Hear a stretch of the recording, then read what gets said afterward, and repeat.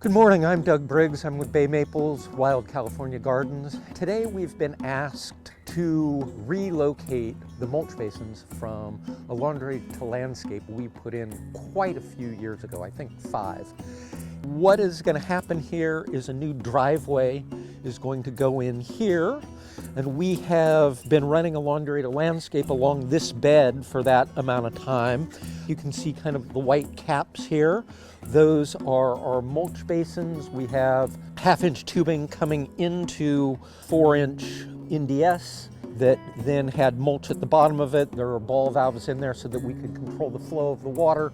We've been irrigating this bed like that, and it looks pretty nice. You can see back here, this is where our laundry to landscape comes in. It's coming through the wall right here. The washing machine would be right on the other side of this wall.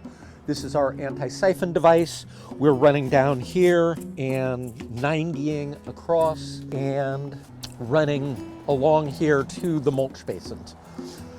What we are going to do today is cut our pipe here. We're going to diagonal across and then put in mulch basins going around this tree so that we can continue growing over here using our washing machine water and continuing to irrigate and allowing them to put in their driveway.